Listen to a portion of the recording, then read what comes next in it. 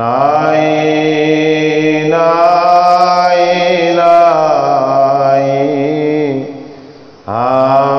আমার পরম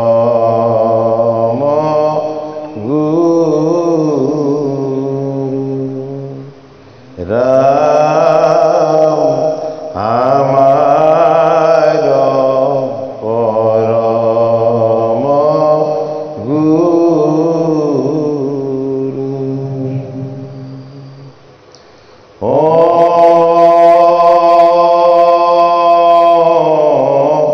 নমো ভগবতে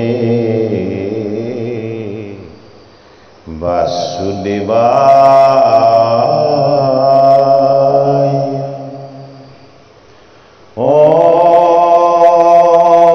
নমো ভগবতে বাসুদেবায়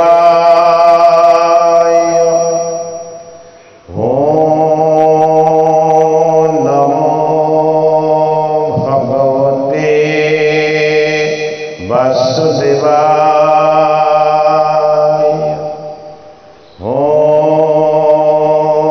নমো ভগবতে বাসুদেবায়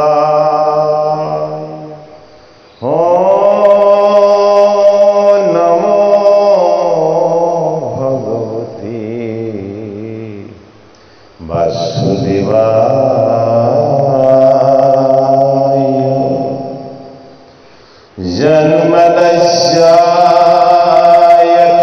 जन्मदस्यायतोन्नयनितरते चचविग्रहः त्रिणे ब्रह्माभिरायवदिकवये मुह्यन्ति यत्सुराय तेजो वरमृडं यथा विनिमयो धन्नास्यनाशदनिरस्तकभुकं सत्यं परं धीमहि धर्ममुक्तिचातुर्वस्तु परमो निमच्च चरणं सतं वेदं वस्तवमत्र वस्तु शिवदं तपत्रयोमुदनं श्रीमद्भगवते महामुनिकृते किंवा परमेश्वरः चैतन्योहिद्रवरचतेयतटिटिवे सुशुभितत्क्षणा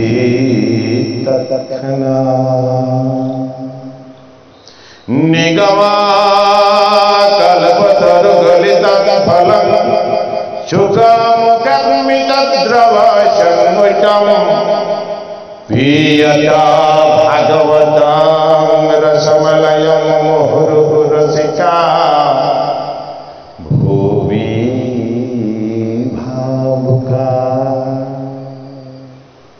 भागवतर प्रथम स्तम्भर যোৱাভাগী পাঠৰ আমি জোৰ পৰা ৰৈ গৈছে আজি তাৰ পৰাই পুনৰ আৰম্ভ কৰিব বিচাৰিছো হাতিহি হামামি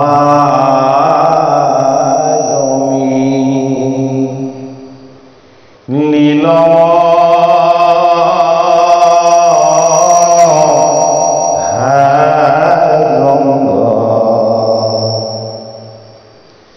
তুমি হেন ভকতক ভাগ্যে পাই লো সংগ যত স্বর্গ সুখিত মুখ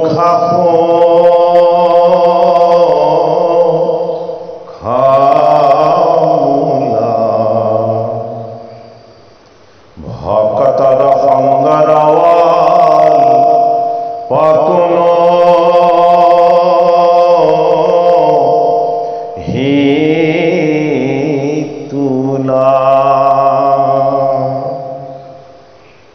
আকাশে সঞ্চলে ৰবি ৰথ যেন বায়ু সূৰ্যৰ লগতে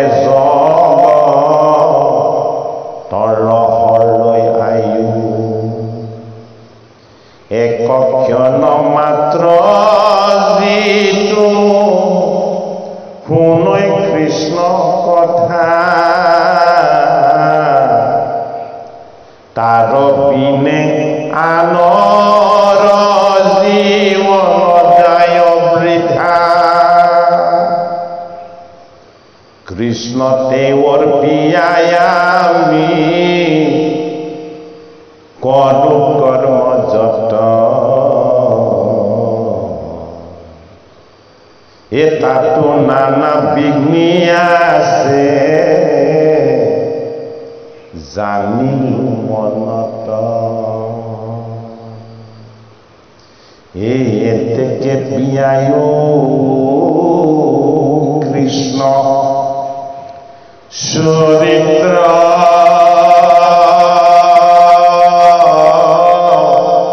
অমৃত শ্ৰৱণ মাত্ৰকে যেন হওঁকে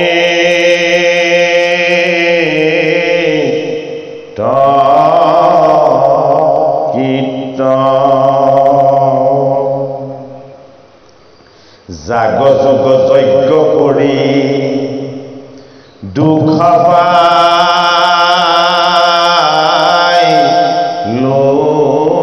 মাত্ৰ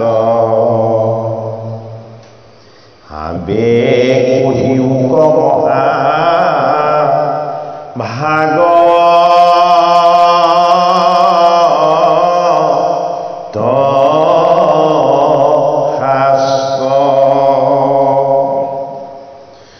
কৃষ্ণ কথাই তুমি ততপ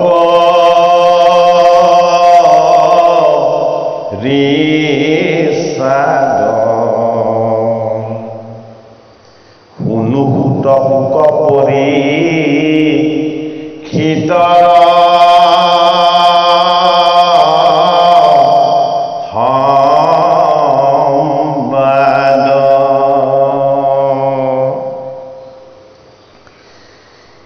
যাৰ ঘোঁৰা চলে আতি আকাশ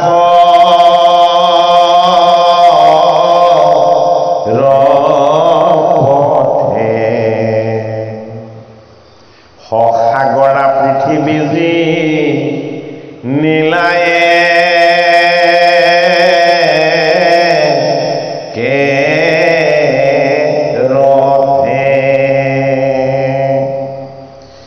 জম্বুদ্বীপপতি পৰি ক্ষিতম হাবিত তৰুণ কালতে কেনে তেজিলা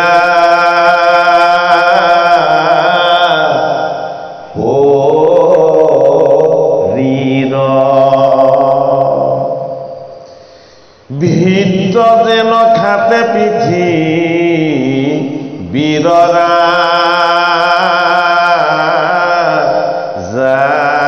যত কৃষ্ণ ভকত তেন্তে মহাভাগ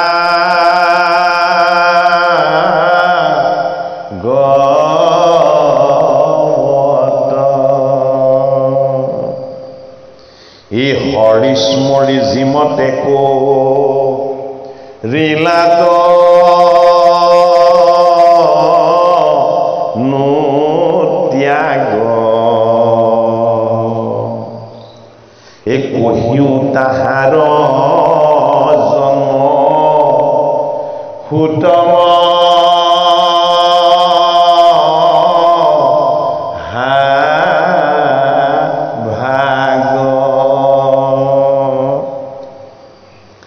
হে বিষ্ণু বৈষ্ণৱৰ কিঞ্চিত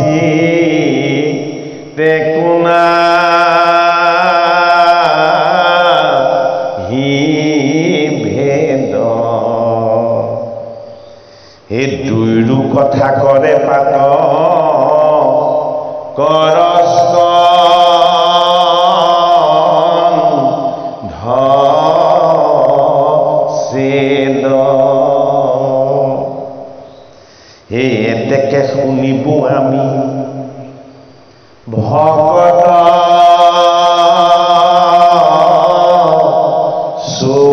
চৰিত্ৰ এই হেতাৰিবে এবে দুৰ্ঘোৰ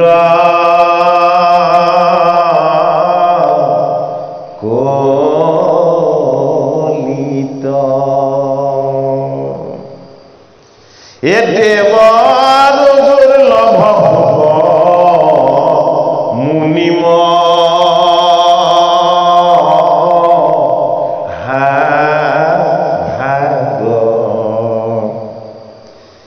কিমতে পাইলন্ত পৰি হিতে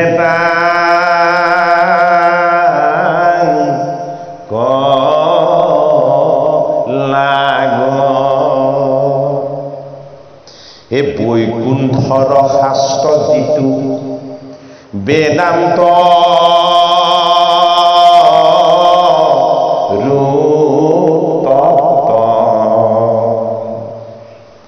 সাত দিনে কইলে সিটো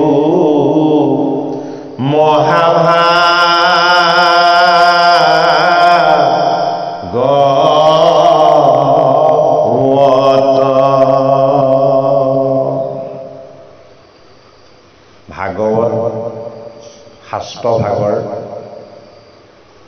পদৰ নিবন্ধন গুৰুজনাই প্ৰথম স্কন্ধ যেতিয়া আৰম্ভ কৰিছে আমি যোৱা ভাগি পাঠ আৰু পৰ্যালোচনাত আগবঢ়াইছিলোঁ জয় জয় কৃষ্ণ কৃপাময় মহেশ্বৰ বুলি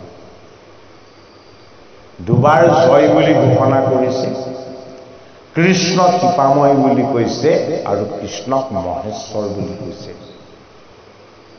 ভাগৱতৰ প্ৰথম পদ জয় জয়কাৰ কৰি কাৰ ভগৱান কৃষ্ণৰ যিজন ঈশ্বৰৰ জয় জয়কাৰ কৰিলেহে জগত মংগলময় হয় জীৱৰ আত্মশুদ্ধি হয় ঈশ্বৰৰ স্বৰূপ উপলব্ধি হয় আৰু লগতে আকাশ বতাহ সকলো পুণ্যময় হয় সেইজন ভগৱান কৃষ্ণৰ চৰণত কোটি কোটি প্ৰণাম জনাই এই ভাগৱত শাস্ত্ৰৰ পদ গুৰুজনাই আৰম্ভ কৰিছে আৰু এই ভাগৱতৰ প্ৰাৰম্ভ হৈছে এটি সংবাদেৰে সেই সংবাদটিৰ শীৰ্ষ হ'ল সুত সৌন সংবাদ ভাগৱত আৰম্ভ কৰিছে সুতৰ মুখপদ্মে ভাগৱত শ্ৰৱণ কৰিবৰ কাৰণে গুৰু হিচাপে নিমন্ত্ৰণ কৰি আনিছে উকুলিন সুত কোনে আনিছে বেদজ্ঞ ব্ৰাহ্মণসকলে যিসকল বেদৰ কৰ্মকাণ্ডত পাৰ্গত আছিলে যিসকলে বেদমন্ত্ৰৰ শুদ্ধ উচ্চাৰণ জানিছিলে যিসকলে যজ্ঞ দান ব্ৰত আদি কৰ্মত অত্যন্ত নিপুণ আছিলে সেইসকল বেদজ্ঞ ব্ৰাহ্মণ সেই ব্ৰাহ্মণসকলে কলি আহি গ'ল বুলি কলি মানে আটাইতকৈ ভয় লগা সময় কলি মানে কোন মুহূৰ্তত কি ঘটিব পাৰে কোনো নিশ্চয়তা নথকা সময় আনন্দেৰে যজ্ঞ কৰি যজ্ঞ পুৰুষৰ সেৱা আৰু আশীৰ্বাদ ল'বৰ কাৰণে সেইবাৰ ঋষিসকলে যজ্ঞ কৰা নাই ঋষিসকলে যজ্ঞ কৰিছে কলিকিত পাপ তাপ এইবিলাকৰ পৰা তেওঁলোক যাতে ৰক্ষা পাব পাৰে কিমান দিন যজ্ঞ কৰিলে এদিন দুদিন নহয় এমাহ দুমাহ নহয় এবছৰ দুবছৰ নহয় এযুগ দুযুগ নহয় 100 বছৰ নহয় কিমান বছৰ সহস্ৰ বছৰ যজ্ঞ কৰিলে হাজাৰ বছৰ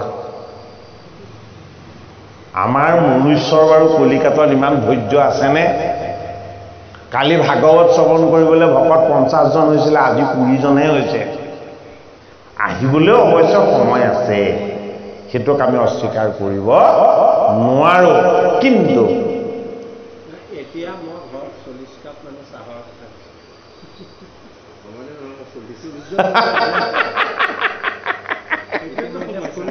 আপোনাৰ অংকটো আজি পুৰা হ'ব, আপুনি চাব বাৰু।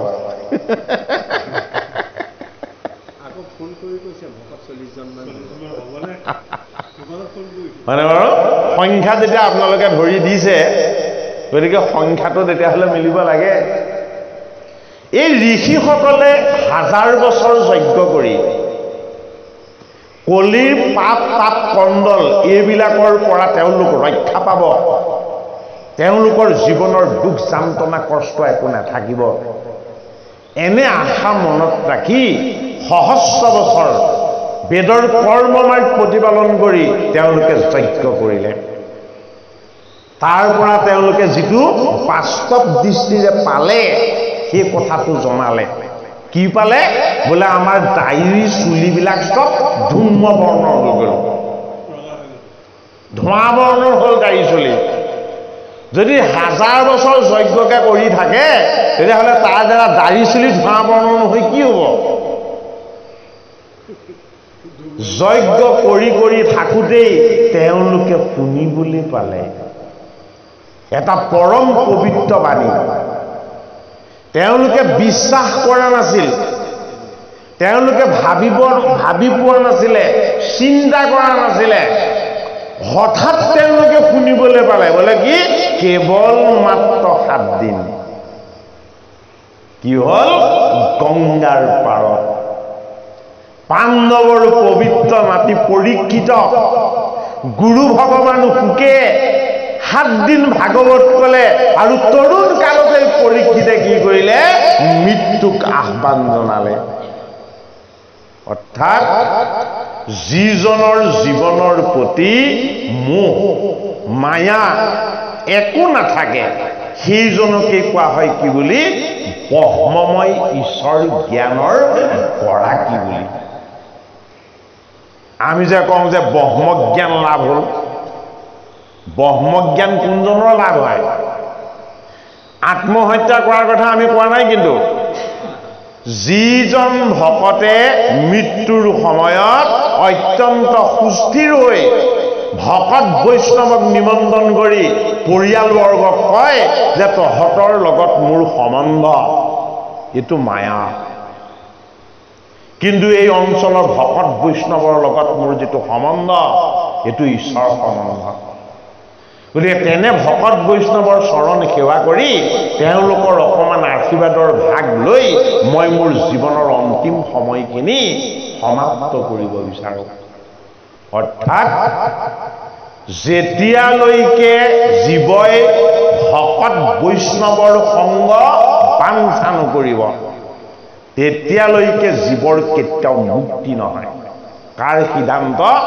ভাগৱত শাস্ত্ৰৰ 1ম স্কন্ধত সিদ্ধান্ত। পৰীক্ষিতে অভিসম্পাদ পোৱাৰ পাছত ত্যাগ কৰিছিল কি?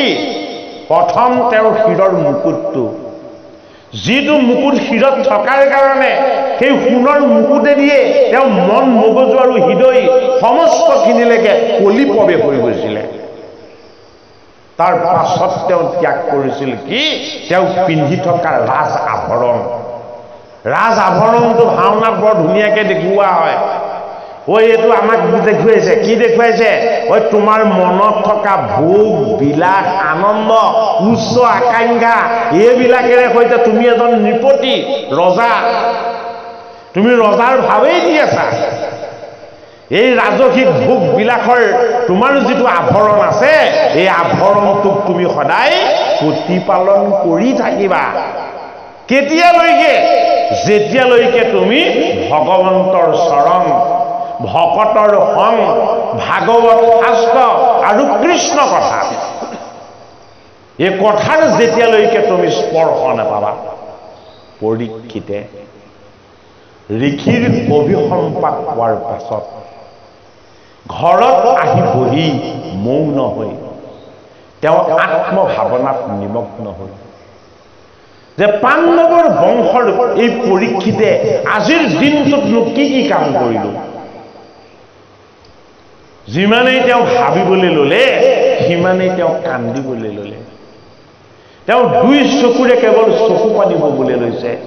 হে ভগৱান, হে দৈৱকীৰ নন্দন, হে কৃষ্ণ, পাণ্ডৱৰ বংশত তুমি ইমান ডাঙৰ অন্যায় কিয় কৰালা?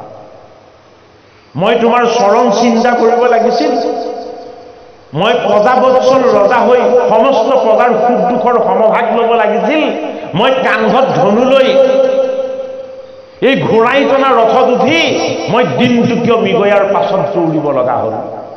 সেয়াইতো মোৰ ভুল নহয়। মই জল বিচাৰি নাপাই শুদ্ধ ঋষিৰ আশ্ৰম পালো। ঋষি সাধনাত নিমগ্ন হৈ ঈশ্বৰ ভাৱনাত নিমগ্ন হৈ আছিল। মই ঋষিক দেখি ভগৱত মূৰ্তি বুলি নাভাবিলো। মই ঋষিক কটু বাক্য প্ৰয়োগ কৰিলো। এই কটু বাক্য প্ৰয়োগৰ দ্বাৰা মোৰ মন আৰু প্ৰাণ হৃদয় সমস্তবিলাক অপবিত্ৰ হ'ল। এই অপবিত্ৰতাৰ গোটেই সম্পত্তিখিনি মই একাকাৰ কৰি মই ঋষিজনৰ গলত এটা মৰা সাপ মেৰিয়াই দিলো। মই কৰা পাপৰ পৰিমাণখিনি তুমি কিয় বঢ়াই গলা? সিমানেই নাছিল।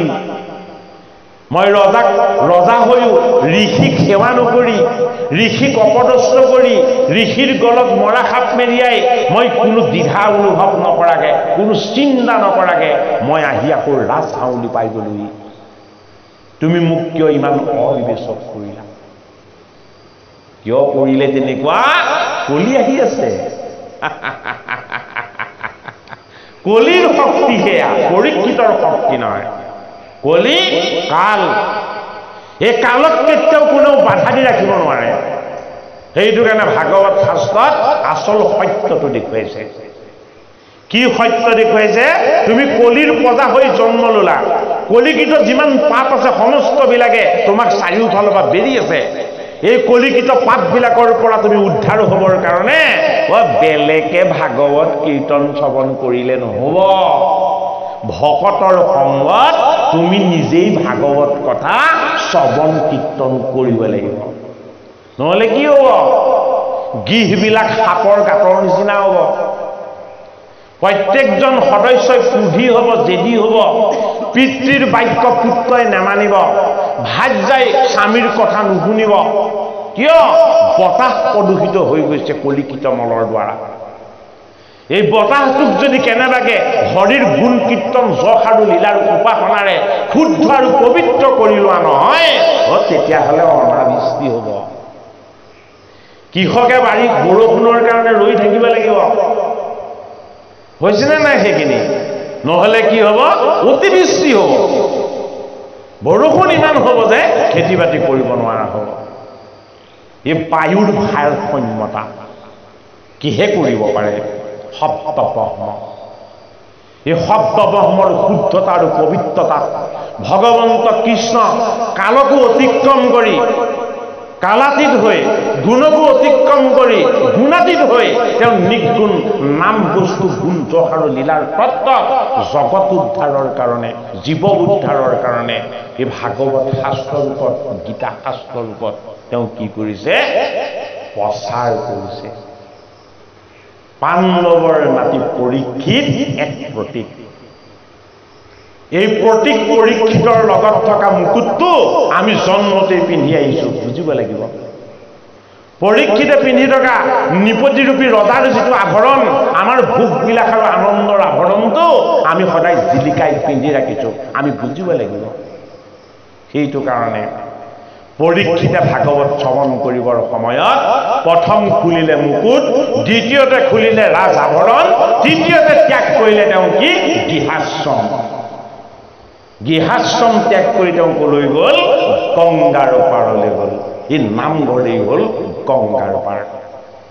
ইয়াত গোবিন্দৰ নিৰ্গুণ মূৰ্তি আছে। গোবিন্দৰ চৰণ পদ্মত ধূপ বন্তি জ্বলি আছে আৰু প্ৰত্যেকেই যি স্থানলৈ চাই সদায় সেৱা আৰু উপাসনা কৰে। ভক্তি মাতাৰ প্ৰবাহ ইয়াত সদায় বৈ আছে। এইটো কাৰণে আমি গংগাৰ পাৰ বিচাৰি এতিয়া গংগা নদীৰ পাৰলৈ যোৱাৰ কোনো প্ৰয়োজন নাই। জগতগুৰু শ্ৰীমন্ত শংকৰদেৱ গুৰুজনাই ভকত বৈষ্ণৱ সমস্তকে একত্ৰ কৰি গুৰুৰ সিংহাসন প্ৰতিষ্ঠা কৰি ভগৱত মূৰ্তি প্ৰতিষ্ঠা কৰি ঈশ্বৰ উপাসনাৰ কাৰণে আমাক যি শুদ্ধ ধাম ৰচনা কৰি দিছে, এয়াই হ'ল ভক্তিৰ গংগাৰ পাৰ। এই গংগাৰ পাৰলৈ যেতিয়া আমি আহো, তেতিয়াহ'লে আমি ৰাজসিক পোছাক পিন্ধি কেতিয়াও নাহো, সদায় 3 বস্ত্ৰ লৈ আহো।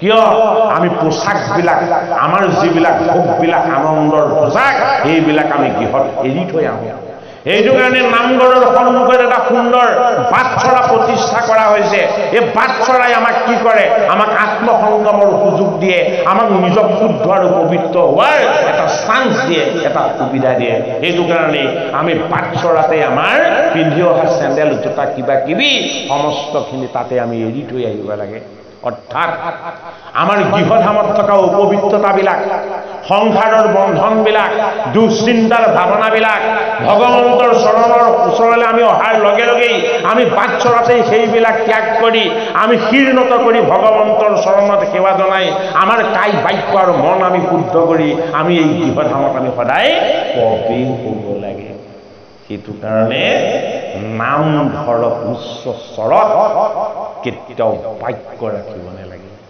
কিয় বাটচৰাটো দিয়া আছে আমাৰ অহংকাৰ আমাৰ উচ্চ বাক্য আমাৰ বেয়া চিন্তন আমাৰ বেয়া ভাৱ এই সমস্ত ধূলি বালি বোকাবিলাক আমি বাটচৰাৰ আগতেই ত্যাগ কৰি আমাৰ কায় বাক্য আৰু মন আমি সমস্তখিনি শুদ্ধ আৰু পবিত্ৰ কৰি আমি এই নামঘৰলৈ কি কৰোঁ ভগৱন্তৰ চৰণত সৰ্বদা আমি সেৱা কৰিহে প্ৰৱেশ কৰোঁ কেতিয়াও নামঘৰলৈ সোমাই কেতিয়াও শিৰ নুদুমোৱাকে কোনো ভকত বৈষ্ণৱেই কেতিয়াও প্ৰৱেশ কৰাৰ ক'তো নজিৰ নাই কিয় নাই ইয়াক গংগাৰ পাৰ প্ৰবাহিনী গংগা হৈ ভক্তিৰ ধাৰা হৈ বৈকুণ্ঠ ধাম ৰচনা কৰি জগতগুৰু শ্ৰীমন্ত শংকৰদেৱে এই বৈকুণ্ঠ দুটয়তেই আমি হৰিৰ চৰণ কমল উপাসনা কৰাৰ সুযোগ আৰু জীৱনৰ যিমানবিলাক আমাৰ দুখ যান্ত্ৰণা আৰু কষ্ট আছে আমি সমস্তখিনিৰ পৰা পৰিত্ৰাণ পোৱাৰ যিটো উপায় এই উপায়টোৱে আমাক এই নামঘৰত গুৰুজনাই আমাক দান কৰিছে সেইটো কাৰণে বৰ টান অসুখ হ'লে কি কৰে পৰি গ'ল অচেতন হৈ গ'ল ডাক্তৰৰ ওচৰলৈ নিছে কি কৰে প্ৰথম ডাক্তৰৰ কথা ভাবিলেও প্ৰথম নামঘৰলৈ এগছ চাকি বন্তি আগবঢ়াই দিয়ে কিয় আমাৰ নামঘৰত ভগৱান আছে য'ত আমাৰ ভগৱানক প্ৰতিষ্ঠা কৰি থোৱা আছে তেওঁৰ চৰণত যদি আমি আমাৰ সমস্তখিনিকে অৰ্পণ কৰি দিওঁ তেতিয়াহ'লে সেইজন কৰুণাময় হৰিয়ে কেতিয়াও কৰুণা কৃপা নকৰাকে আমাক নাথাকে সেইটো কাৰণেই ভকতৰ শাস্ত্ৰ বুলি কৈছে কাক ভাগৱত বৈষ্ণৱৰ শাস্ত্ৰ বুলি কৈছে কাক ভাগৱত এই ভাগৱত শ্ৰৱণ কীৰ্তন আৰু উপাসনা সৰ্বদা ভকত বৈষ্ণৱেহে কৰে কিন্তু ব্যতিক্ৰম কেতিয়া কলিযুগ সোমোৱাৰ লগে লগে এই ভাগৱত শ্ৰৱণ কৰিবলৈ আৰম্ভ কৰিলে কোনে বেদজ্ঞ ব্ৰাহ্মণসকলে অৰ্থাৎ ব্ৰাহ্মণসকল জ্ঞান মাৰ্গত আছিল জ্ঞানে তাৰিব নোৱাৰে তেওঁলোকে বুজি পালে কিহে তাৰিব পাৰিব ভাগৱত কথা ঈশ্বৰ কথা কৃষ্ণৰ গুণ কীৰ্তন আৰু যশৰ কথাৰেহে এই জীৱবিলাকক তাৰিব পাৰিব সেইটো কাৰণে পাণ্ডৱৰ নাতি পৰীক্ষিত কেৱল মাত্ৰ এটি প্ৰতীক এই প্ৰতীকটোক ব্যৱহাৰ কৰা হৈছে সমস্ত জীৱ সমগ্ৰকেই পৰীক্ষিত নামৰ এটা উপাধিৰে সৈতে আমি যাতে পৰিচয় ল'ব পাৰোঁ যি ভাগৱত শ্ৰৱণ কৰিবলৈ আহিছে 7 দিনেই তাৰ আয়ুস সপ্তাহৰ 7টা দিনেই সি জীয়াই থাকিব যিদিনাখনেই হৰিৰ ইচ্ছা হ'ব সেইদিনাখনেই আৱশ্যমভাৱে মৃত্যু তেওঁৰ ওচৰলৈ আহিব আমি প্ৰত্যেকেই 7 দিনীয়া এই সময়ৰ ঘড়ীটোতে চলি থকা আমি জীৱন পৰীক্ষা দি থকা একোজন পাণ্ডৱৰ নাতি স্বৰূপ পৰীক্ষিত যদি আমি পৰীক্ষিতৰ দৰে পুণ্য জীৱ হৈ গুৰুৰ মুখপদ্মে আমি যদি এই ভাগৱত কথা শ্ৰৱণ কীৰ্তন নকৰোঁ পৰীক্ষিতৰ যি দুখ দুৰ্গতি হৈছিল অভিসম্পাদৰূপী মৃত্যু তেওঁৰ ওচৰলৈ আহিছিল তেনে মৃত্যু সদৃশ দুখ যান্ত্ৰণা কষ্ট আমাৰ ওচৰলৈও আহিব এই কথাটো আমি নিশ্চিত হ'ব লাগিব সহস্ৰ 28 সহস্ৰ ঋষি এটা কি কৰিছে আশ্ৰয় লৈছে গুৰুৰূপী শুকৰ চৰণত শুকৰ চৰণত আশ্ৰয় লৈ 28 সহস্ৰ ঋষিয়ে বেদজ্ঞ ব্ৰাহ্মণ হৈও এইবাৰ তেওঁলোকে শুকক প্ৰশ্ন কৰিছে হে আমাৰ গুৰু ভগৱান শুক আমি প্ৰথম জানিব বিচাৰোঁ ভকতৰ কথা আমি প্ৰথম শুনিব বিচাৰোঁ বৈষ্ণৱৰ কথা গতিকে ভকত বৈষ্ণৱৰ কথা শ্ৰৱণ কৰাটো ঈশ্বৰৰ কথা শ্ৰৱণ কৰাৰ সমতুল্য। এটা বৈষ্ণৱ কাক তেওঁলোকে চিনি পালে যে পাণ্ডৱৰ নাতি পৰীক্ষিত এজন পৰম বৈষ্ণৱ। পাণ্ডৱক যি ভাগৱত কথা, পৰীক্ষিতক যি ভাগৱত কথা ক'লে শুকমুনি, এই শুকমুনিও এজন শ্ৰেষ্ঠ বৈষ্ণৱ। গতিকে সেই ঋষি সুত, তেওঁ অকুলীন সুত, উগ্ৰসভা সুত। এই উগ্ৰসভা সুতে 28 সহস্ৰ ঋষিক বৈকুণ্ঠৰ কল্পতৰু ভাগৱত শাস্ত্ৰ অৰ্থাৎ ভাগৱত অমৃত পান কৰাইছে। এতিয়া ঋষি সমাজৰ প্ৰশ্ন প্ৰথম কি? প্ৰথম প্ৰশ্ন ভাগৱতৰ ওপৰত নহয়, প্ৰথম প্ৰশ্ন বৈষ্ণৱৰ ওপৰত, ভকতৰ ওপৰত। গতিকে আমাকো শিকিবলৈ কৈছে, আমি যাতে আমাৰ গাঁৱতে থকা ভকত বৈষ্ণৱসকলক অৱজ্ঞা নকৰোঁ, তেওঁলোকৰ সুখ দুখৰ যাতে আমি সমভাগী হ'ব পাৰোঁ, আমাৰ যাতে কাৰো লগত কোনোদিন বিবাদ নহয়। কাৰণ ভক্তি মাৰ্গত সদায় কি আছে? সদায় সংগম আছে। কিহৰ সংগম? ভাৱনাৰ সংগম, ভক্তিৰ সংগম, আনন্দৰ সংগম। কিহৰ? ভগৱন্ত কৃষ্ণৰ একান্ত ভকতিৰ সংগম। য'ত হয় সেয়াই গংগাৰ পাৰ, সেয়াই ভাগৱত শাস্ত্ৰ। এই ভাগৱত শাস্ত্ৰত আমাক কি বুলি ক'লে যে জম্বুদ্বীপৰ প্ৰতি ৰজা হৈও পাণ্ডৱৰ নাতি পৰীক্ষিতে তৰুণ কালতেই কেনেদৰে মৃত্যুক আদৰি ল'লে। এই পৰীক্ষিতৰ বিষয়ে আমি জানিলেহে আমি ভগৱান কৃষ্ণৰ বিষয়ে ভালদৰে জানিব পাৰিম। বোলে কিয়? আমি 1000 বছৰ যজ্ঞ কৰি আমি যিটো বস্তুৰ সন্ধান নাপালোঁ, এই পুণ্য পাণ্ডৱৰ বংশৰ পবিত্ৰ পৰীক্ষিতে মাত্ৰ গুৰুৰ মুখপদ্মে 7 দিন ভাগৱত কথা শ্ৰৱণ কৰি আমি কৰিব নোৱাৰা সাধনাতকৈও ডাঙৰ সাধনা কৰি দেখুৱালে। গতিকে আমি ভাগৱত শ্ৰৱণ কীৰ্তন কৰিবই লাগিব। ভিত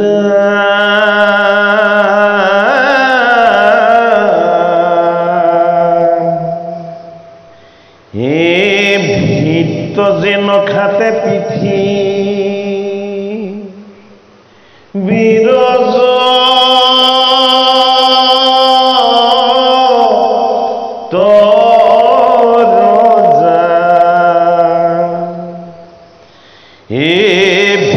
যেন খাতে পিঠি বীৰনা যত অকৃষ্ণত ভকত তেন্তে মহাভাগৱত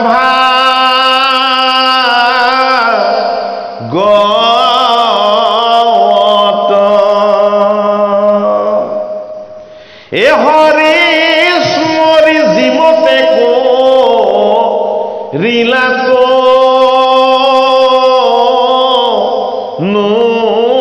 ত্যাগ হে কহিও তাহাৰ জন্ম সুতম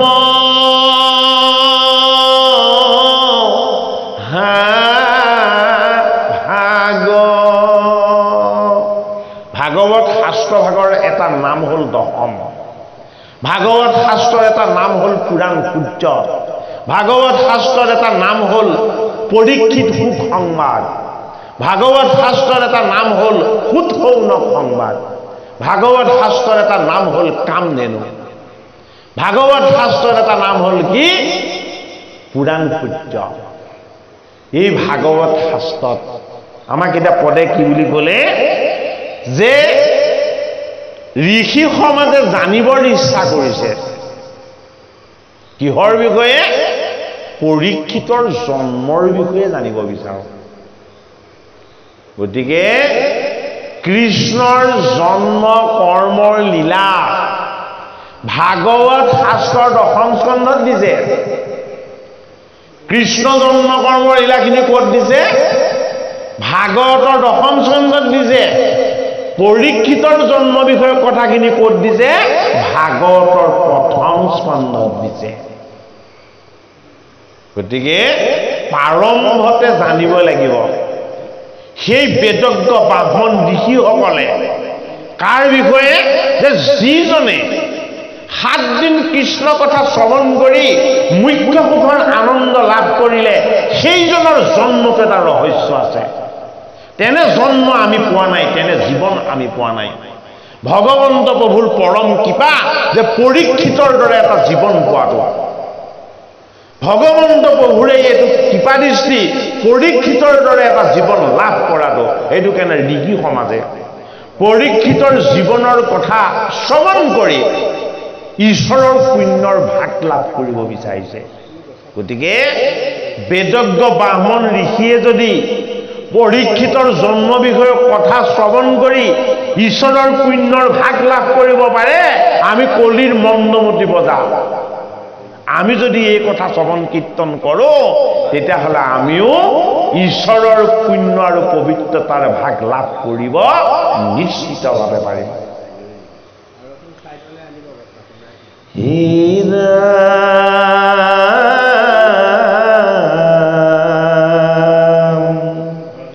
হে বিষ্ণু বৈষ্ণৱৰ কিঞ্চি টেকুনা হি ভেদ এ দুইৰো কথা কৰে পাত কৰস্ক ধেন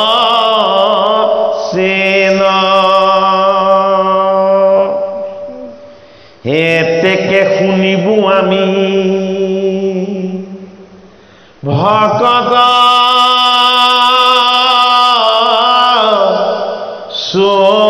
চৰিত্ৰ এহিহে তৰিবে বে দুৰ্ঘুৰ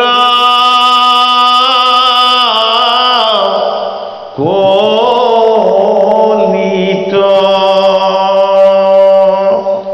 ঋষি সমাজক ঈশ্বৰে এটা অতি শুদ্ধ জ্ঞান দিলে। কি জ্ঞান দিলে? তেওঁলোকে ভগৱন্তৰ ভক্তিৰ যিটো বেদান্তৰ সাৰ তত্ত্ব, বেদৰ সাৰ তত্ত্ব, সেই সাৰ তত্ত্বটো বুজি পালে। কিয় বুজি পালে? যে দান যজ্ঞ তপ ব্ৰত এইবিলাক 1000 বছৰ কৰিলোঁ, একো লাভ নহ'ল। গতিকে আমি এতিয়া ভগৱানক প্ৰত্যক্ষভাৱে পাবলৈ বিচৰাতকে ভগৱানক ভক্তি কৰি যিজন উদ্ধাৰ হৈ গৈছে আমি সেইজনৰ কথা অকণমান শ্ৰৱণ কৰোঁ। বোলে কি হ'ব? সেয়া পুণ্য জীৱ। পুণ্য জীৱৰ যদি আমি কেনেবাকৈ কথা শ্ৰৱণ কৰিব পাৰোঁ, সেই পুণ্যৰ ভাগ আমাৰ জীৱটোতো লাভ হ'ব। সেইটো কাৰণে কৈছে যে বিষ্ণুৰ কথাই যিদৰে পাতকৰ শিৰচ্ছেদ কৰে, স্কন্ধচ্ছেদ কৰে, হে সুতমুনি আমাৰ গুৰু ভগৱান বৈষ্ণৱৰ কথায়ো পাতকৰ শিৰচ্ছেদ কৰিব। সেইটো কাৰণে আমাক এতিয়া বৈষ্ণৱ পৰীক্ষিতৰ জন্মৰ বিষয়ে কোৱা। হে দেৱৰ দুৰ্লভ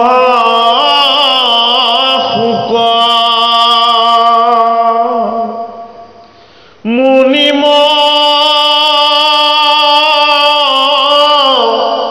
ভাগ কিমতে পাই লন্ত পৰি খিতে কলাগ এই বৈকুণ্ঠৰ শাস্ত্ৰ যিটো বেদান্তৰ তত্ত্ব, এই 7 দিনে কৈলাসিতো মহাভাগৱত অ কিহে দূৰ জাকৱাসী খাইলে কতক্ষকে হে পাইলা গতি ভাগৱত এ শ্ৰৱণ মাত্ৰকে এ বৈষ্ণৱৰ বিতান্ত শুনিবে ইচ্ছাই আছে এ কহিউক সুত আন এ কথা শুনো পাছে সৌনক প্ৰমুখ্য ঋষিয়ে তেওঁলোকৰ গুৰু সুতক প্ৰাৰ্থনা নিবেদন কৰিলে যে দেৱৰ দুৰ্লভ মানে দেৱতাসকলে বিচাৰিলে অমৃতো পায়, দেৱতাই বিচাৰিলে ঐশ্বৰ্য বা হয় পায়, দেৱতাই বিচাৰিলে ঈশ্বৰে দিব পৰা সকলো বস্তুৱেই পায়, কিন্তু দেৱতায়ো বিচাৰিলে নাপায়। কাক? শুক মুনিৰ দৰে মুনিন্দ্ৰজন। দেৱৰো দুৰ্লভ, কোনো দেৱতাই তেওঁক সাক্ষাৎ কৰিব নোৱাৰে। বোলে কি? তেওঁক সাক্ষাৎ কৰা আৰু ঈশ্বৰক সাক্ষাৎ কৰাৰ মাজত একো পাৰ্থক্য নাই। সেইটো কাৰণে যিজনে বসন কোনোদিন পৰিধান নকৰে, যিজন সৰ্বদা চিৰ তৰুণ হৈ থাকে, যিজনে সদায় ইষত ইষত হাঁহি থাকে, কেৱল নৃত্য কৰি কৰি কেৱল কৃষ্ণৰ গুণ কীৰ্তন কৰি থাকে, সেইজন দেৱৰো দুৰ্লভ পৰম পবিত্ৰ মুনিসকলৰ মাজত মুনিন্দ্ৰস্বৰূপ ঋষি এই শুক মুনিকনো পৰীক্ষিতে কেনেদৰে লগ পালে? হে সুত ভগৱান, আপুনি আমাক সেই কথাখিনি জনাওক। আৰু কি বুলি কৈছে যে তক্ষকেনো আহি পৰীক্ষিতক কেনেদৰে দংশন কৰিবলৈ পালে? শুকৰ দৰে শুদ্ধ গুৰুৰ চৰণ পোৱাৰ পাছত তক্ষক আহিবলৈ কেনেকৈ সাহস কৰিলে? আমি সেইটো জানিব বিচাৰো। হে ৰাম,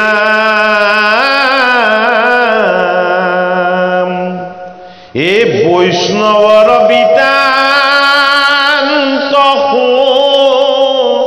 নিবে ইচ্ছাই আছে, এ কহিউক সুত আন এ কথা শুনো পাছে। বৈষ্ণৱৰ বৃত্তান্ত অৰ্থাৎ জীৱন বৃত্ত, এই পৰীক্ষিতৰ দৰে পবিত্ৰ বৈষ্ণৱজনৰ জীৱন বৃত্তান্তটো আমি জানিব বিচাৰো। হে আমাৰ গুৰু ভগৱান সুত, আপুনি আমাক জনাওক। এহে নুশুনি সুতে বিনা অন্তয় বনতে, আমি অকুলি নহেন আছিল মনতে।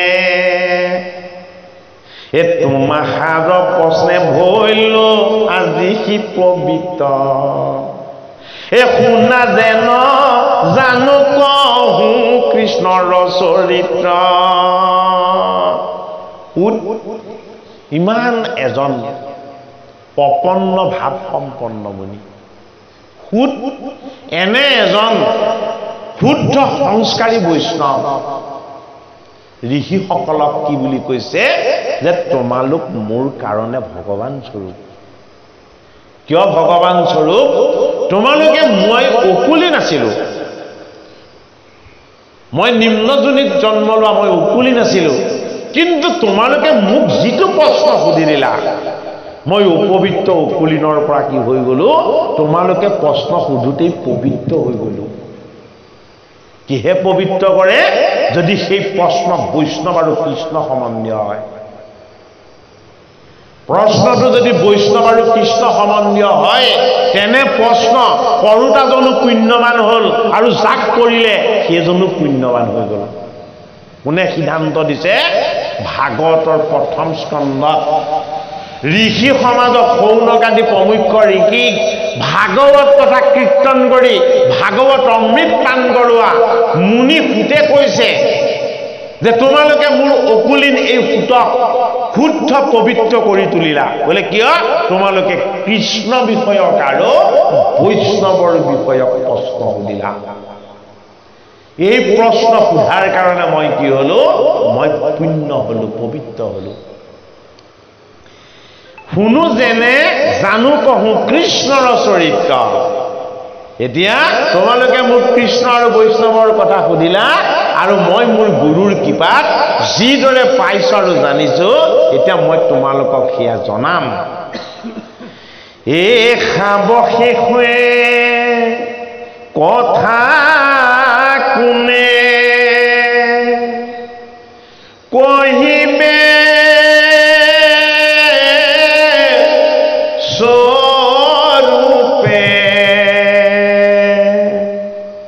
এ যেন পক্ষী উৰাই খাৰয়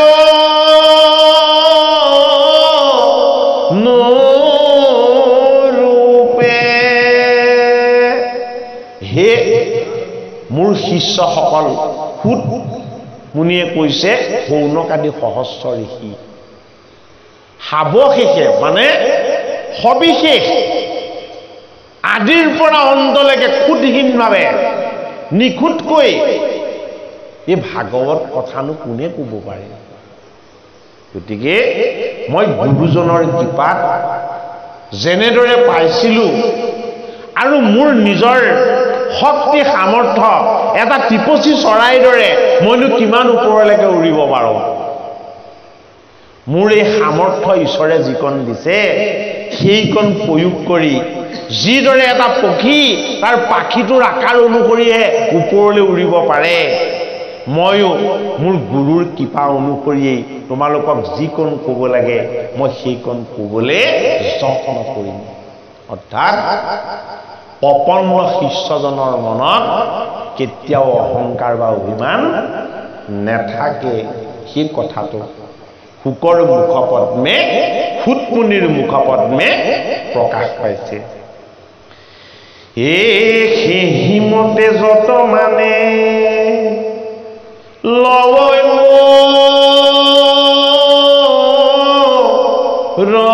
ৰমতি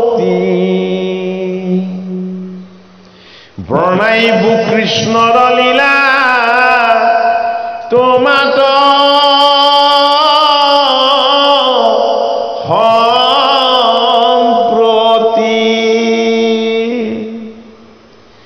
এই কাম্য কথা কথনে মলিন হৈ মানি এ তাক শুদ্ধ কৰো কৃষ্ণ এ কথা কব খানি।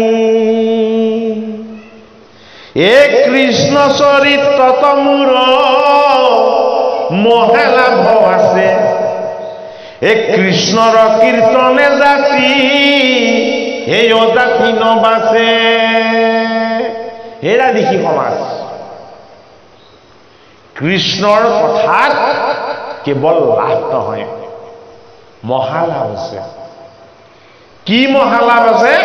তেওঁ যুক্তি দিছে। মই অকলে নাছিলো, সি নাছিলো।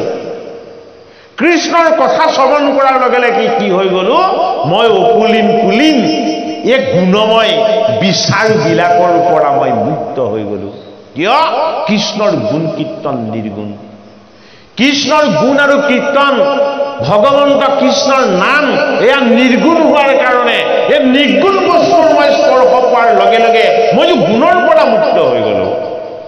সেইটো কাৰণে কাম্য কথাবিলাকে যদি আমাৰ মন কায় বাক্যত যদি অকণমান পাপ সঞ্চয় কৰিছিলে, এই কৃষ্ণ কথাৰ অমৃত পান কৰাৰ লগে লগে সেই যিমান কলুষ পাপ কালিমা আছিলে সমস্তখিনি আমাৰ পৰা কি কৰিলে?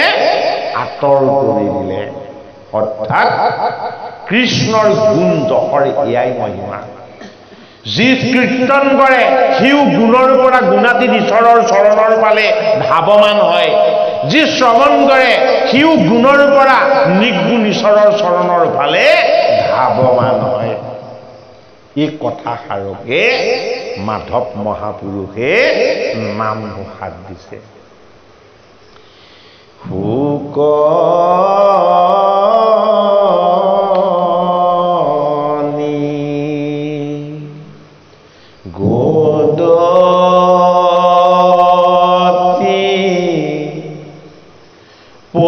পৰীক্ষিত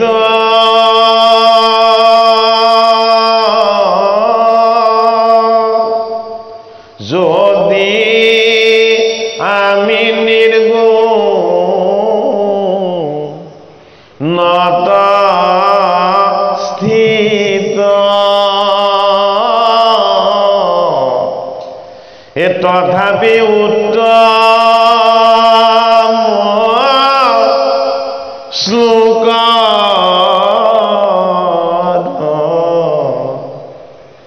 মহিমা গুণে। হে বৎস ভৈলৱান মুৰচিত এই ভাগৱত গ্ৰন্থ বিপৰীত এই পৰময়ান পহিনু আমি পুনে এই পৰময়ান পহিলো আমি পুনে শুকৰ জন্মৰ ৰহস্য একমাত্ৰ সুখ কি হৈছিলে ভূমিষ্ঠ হৈয়ে দৌৰ মাৰিছিলে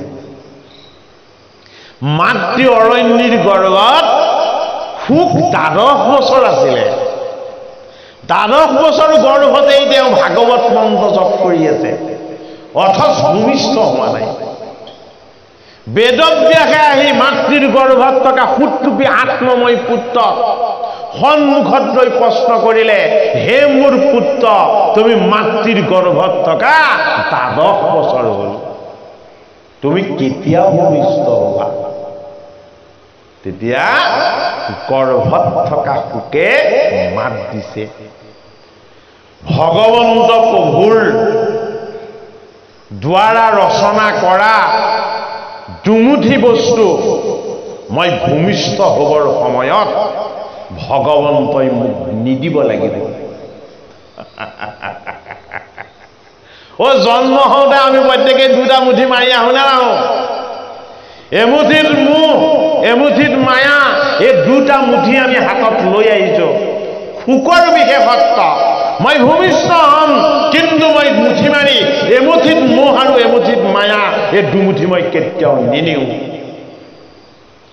এটা বেদব্যাসে কৈছে এই দুমুঠি নোলোৱাকে জগতলৈ কোনো অহা নাই বোলে এই দুমুঠি যেতিয়ালৈকে মোক মোৰ হাতৰ পৰা ঈশ্বৰে নিব নালাগে বুলি কৈ নিদিব মই তেতিয়ালৈকে ভূমিষ্ঠ নহওঁ সমাধিত বেদব্যাসে ব্ৰহ্মক সাধনা কৰে সমাধিত যিজন বেদব্যাসে ব্ৰহ্মক সাধনা কৰে লগে লগে ব্ৰহ্ম ভাৱনাযুক্ত হৈ তেওঁ আসনত বহি একান্ত চিত্তে ভগৱন্তৰ চৰণ চিন্তা কৰিলে মোৰ গৰ্ভত থকা পুত্ৰ সুখ কেতিয়া ভূমিষ্ঠ হ'ব এই প্ৰশ্নৰ মোক এতিয়া উত্তৰ লাগে লগে লগে হৃদয়ত সমাধিত ভগৱন্ত প্ৰভুৱে উত্তৰ দিলে তুমি এই পুত্ৰৰ কাৰণে পৰমেশ্বৰ তুমি এই গুৰু তুমি এই আশীৰ্বাদ দি দিয়া যে মোৰ আশীৰ্বাদত তোমাৰ জন্মৰ সময়ত এমুঠিত মোহ আৰু এমুঠিত মায়া এই দুটা বস্তু কেতিয়াও নাহে আৰু এই দুটা বস্তুৱে তোমাক স্পৰ্শ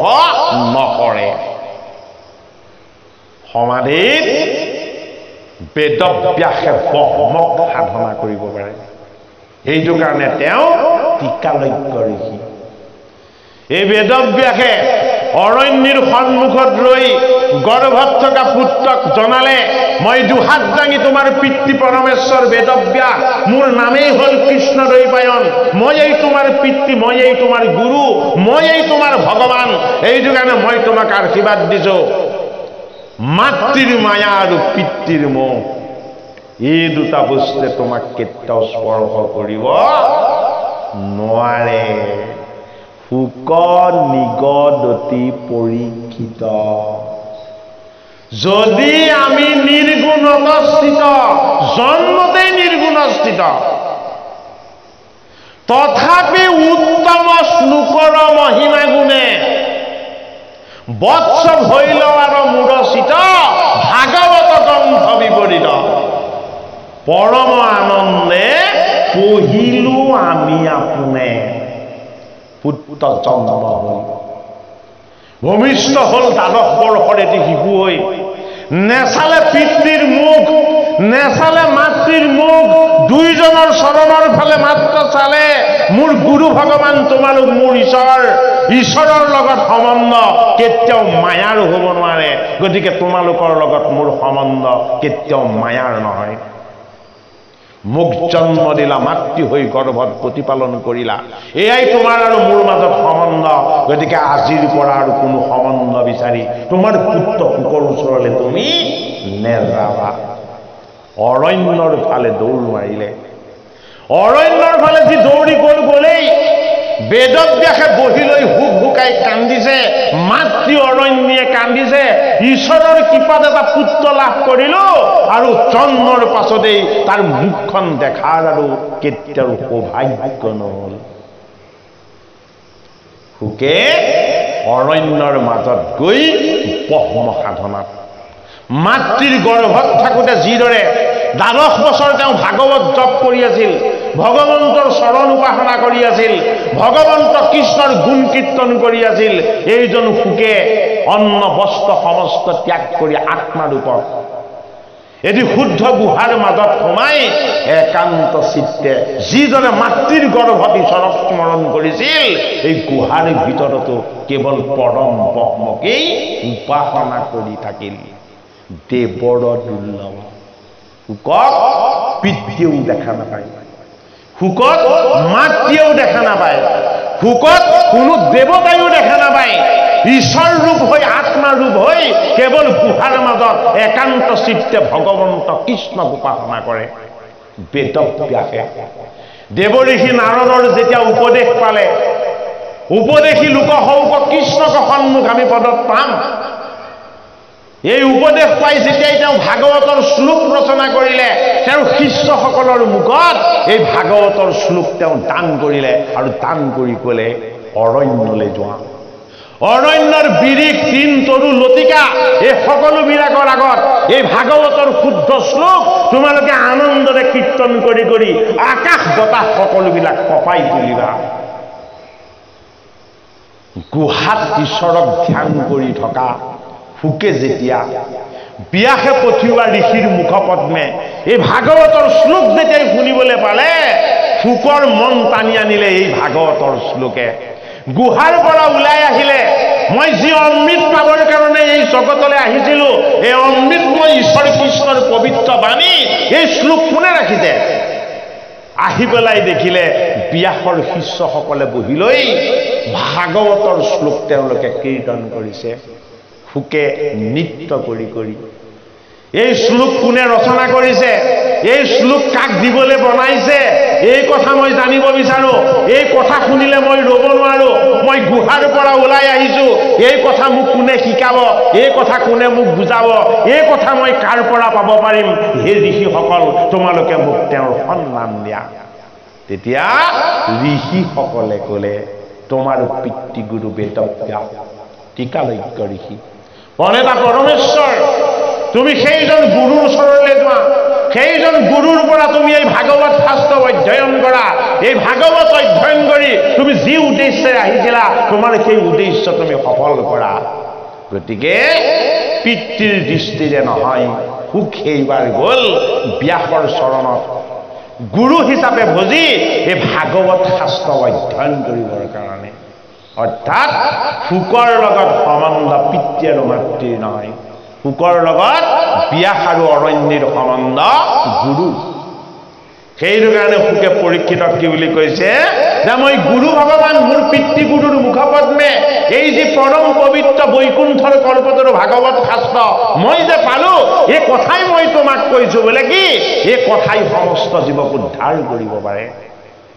সেইটো কাৰণে সৌনক সংবাদ, কৃষ্ণ কথাৰ ইমান মহিমা আছে, কৃষ্ণ কথাত ইমান অমৃত আছে, কৃষ্ণ কথাত ইমান শক্তি আছে যে সংসাৰ গৃহ পিতৃ মাতৃ সমস্ত জনক ত্যাগ কৰি কেৱল ঈশ্বৰৰ চৰণৰ সাধনাত নিমগ্ন হৈ বহি যোৱা হুককো জগাই তুলিছে। কিয়ে? এই ভাগৱত শাস্ত্ৰই। সেইটো কাৰণেই ঋষি সমাজে তেওঁলোকৰ গুৰু হুকক প্ৰশ্ন কৰিছে, দেৱৰো দুৰ্লভ, এই পৰম পবিত্ৰ হুক মুনিক কেনেদৰে পাণ্ডৱৰ নাদি পৰীক্ষিতে লগ পালে? অৰ্থাৎ ভগৱানক যদি লগ পাব পাৰি, হুকক কিন্তু লগ পাব নোৱাৰি। এয়া ভাগৱতৰ সিদ্ধান্ত। গতিকে হুকক আমি ক'ত লগ পাইছো? হুকক আমি ভাগৱত শাস্ত্ৰত লগ পাইছো। হা আৰে তেওঁ গুৰুৱে ভগৱান গুৰু আৰু ভগৱানৰ মাজত পাৰ্থক্য কি একেটাই মূৰ্তি এটা মুদ্ৰা ইবিধি সিবিধি নহয় জানো বাৰু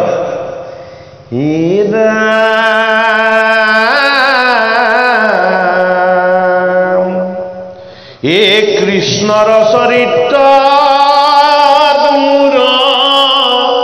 এ মহালাভ আছে এ কৃষ্ণৰ কীৰ্তনে জাতি এই অজাতি নবাছে কৃষ্ণৰ কীৰ্তনে বোলে এওঁ বামুণ এওঁ ক্ষুদ্ৰ এওঁ বৈশ্য ও কৃষ্ণৰ কীৰ্তনে কোনো জাতি নেবাছে বোলে কিয় ও শব্দবহময় সকলোকে সমানে স্পৰ্শ কৰে ডাঙৰ শব্দ এটা মাতিলে জাতি বৰ্ণ নিৰ্বিশেষে তিন তৰু লতিকা সকলোকে সমানে স্পৰ্শ কৰে সেইটো কাৰণে কৃষ্ণ কথাই কেতিয়াও জাতি অজাতি বিচাৰ নকৰে অগ্নিয়ে যিদৰে কেঁচা পকা বিচাৰ নকৰে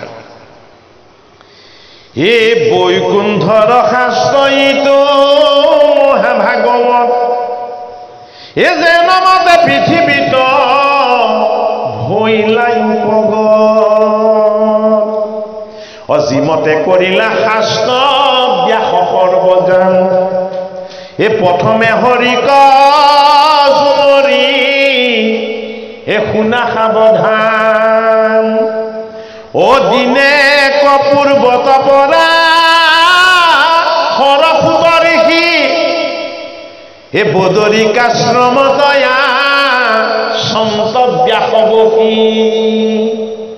এ উগুল থুগুল মনে নাহি সুখ শান্তি এ নপান্ত উপায় একো এ মনে গুণী গান্ধী এ ব্ৰহ্ম জ্ঞান চিন্তন্ত ধ্যান নতো নাহি সুখ এ নদানন্ত কৃষক নত মিলই দুখ এ অধুমুখে আচাৰহী ভূঞানী খবৰ এ সেহি বেলা তৈতে আহি হে মিলিল নাৰ